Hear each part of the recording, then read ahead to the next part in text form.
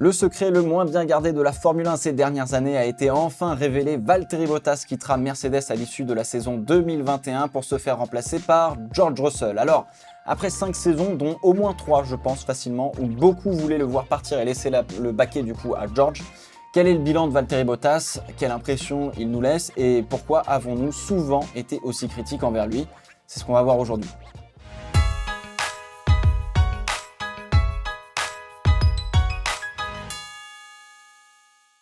Dans l'histoire de la Formule 1, les équipes qui ont dominé ou qui ont été multiples championnes du monde fonctionnaient selon un plan tout à fait logique. Un pilote numéro 1 que l'on va privilégier pour le titre pilote, et un pilote numéro 2 qui va assurer le titre constructeur, et forcément appuyer le pilote numéro 1. Schumacher avec Barrichello, Vettel avec Weber ou encore Hamilton avec Bottas, dans l'histoire récente de la Formule 1, le pilote numéro 2 est un pilote qui est plutôt d'expérience, plutôt rapide, bon travailleur et metteur au point, mais forcément un petit peu moins rapide que son coéquipier. Ces pilotes numéro 2 ont donc un dilemme de tous les instants. Piloter la voiture qui vous fera faire des pôles, des podiums et des victoires, mais dont le titre pilote n'est pas une option, ou alors rouler dans une équipe qui ne pourra jamais vous donner l'occasion d'approcher de votre rêve, être champion du monde de Formule 1, pire, de vous retrouver en dehors de la F1 parce que vous avez contre-performé. Valtteri Bottas a été pendant 5 saisons dans une prison dorée, a piloté l'une des voitures les plus dominantes de l'histoire de la F1 aux côtés d'un des meilleurs pilotes de tous les temps et aux côtés d'ingénieurs les plus talentueux dans le monde.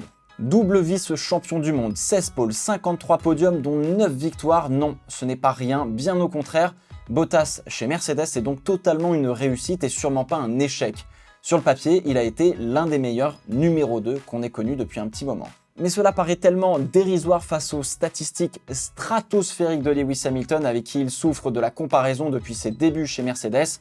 Et là, on ne parle plus que de faits, mais aussi d'impressions.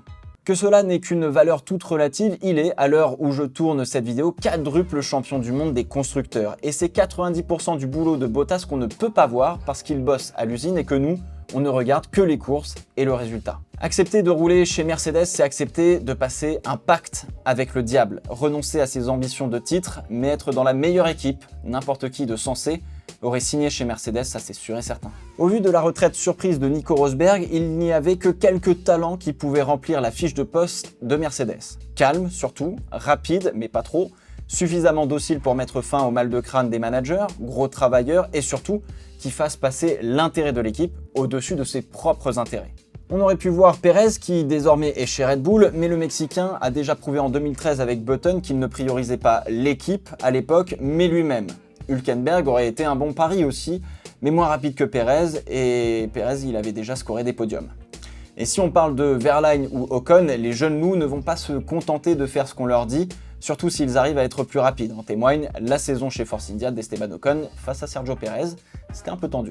Bottas était le meilleur profil pour remplacer au pied levé Nico Rosberg, car en 2017, jusqu'à maintenant, même si la Mercedes était la meilleure voiture, on va dire, dans l'ensemble, elle se faisait tout de même contester la plus haute marche du podium de plus en plus régulièrement. Bottas-Mercedes est donc un arrangement logique, parfait, mais qui n'a absolument aucun charme et aucun panache. Début 2017, on vient de vivre une histoire en 3 actes qui a déchaîné les passions des uns et des autres, et forcément, on en redemande. Inconsciemment, on a envie de voir un Bottas reprendre le rôle de Nico Rosberg et nous animer nos saisons de F1 en drama sur et en dehors de la piste, sauf que l'on n'a pas accepté en fait de passer à autre chose et que Bottas n'est pas là pour être contre Lewis Hamilton, mais être avec lui et pour lui contre les autres. Ça roule pas trop mal pour Bottas en 2017, assez rapide mais pas assez en fait. Il est là pour faire le taf. En 2018, par 2 fois, on lui demande de laisser passer Hamilton. Et cette énorme farce du Grand Prix de Russie, 0 victoire, les critiques tombent malgré un manque de chance flagrant. Mais bon, pour Mercedes, Bottas n'est plus un pilote, mais simplement un pion et une arme stratégique pour maximiser les chances et les stratégies de Lewis Hamilton afin de remporter les courses. Ce qui n'est pas faisable chez Ferrari qui peine avec Raikkonen et chez Red Bull, soit une des voitures est arrêtée, soit les deux se mettent dehors. Bottas ne fait que ramener les points et il le fait parfaitement. Il ne défend et n'attaque que lorsqu'il est sûr de sortir vainqueur de ses quelques duels dans la plupart des cas. Et pourtant, on l'a vu à l'œuvre avec Hamilton à Silverstone en 2019 ou à Hockenheim en 2018. Et on voit que il en a tellement plus sous le pied. L'année dernière, je vous ai répété un bon nombre de fois dans les Fast 5 que Bottas reprenait enfin un petit peu cette mentalité de combattant que l'on ne voyait jamais, de vouloir faire un petit peu plus que nécessaire pour partir à l'attaque du titre, ou du moins de faire mieux. Il a tenu cette mentalité pendant un certain temps, qui a fonctionné un petit peu, mais très vite, il est reparti dans l'oubli et dans ses travers. Bottas 2.0, 3.0, 15.0, autant de mises à jour que Codemasters sur les jeux de F1 qui résolvent des problèmes d'un côté, mais en créent plein d'autres ailleurs. Et ça, c'est super frustrant. Bottas ne peut décemment pas arriver en début de saison et dire « Ah non, moi je joue que les deuxièmes places ». Bien évidemment qu'il joue le titre, et le problème c'est que l'on sait tous qu'il ne le pourra pas, sauf cas exceptionnel. Bottas est donc tiraillé entre jouer les intérêts de l'équipe, car c'est pour cela qu'on le paye, et faire passer ses propres intérêts devant, parce que merde, lui aussi il est bon, et il n'est pas juste un wingman.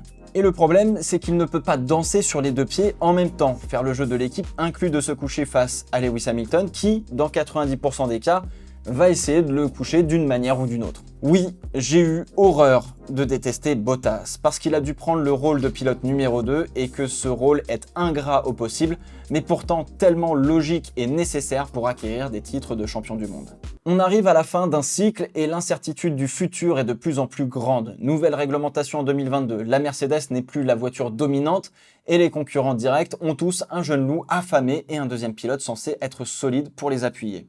Leclerc et Sainz seront peut-être un petit peu moins dans ce cas, mais c'est un duo super équilibré et très puissant dans les meilleurs jours.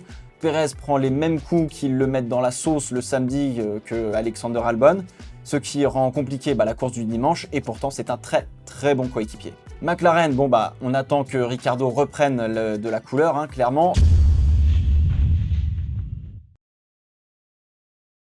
Pour l'instant, Norris est et restera probablement la star de l'équipe.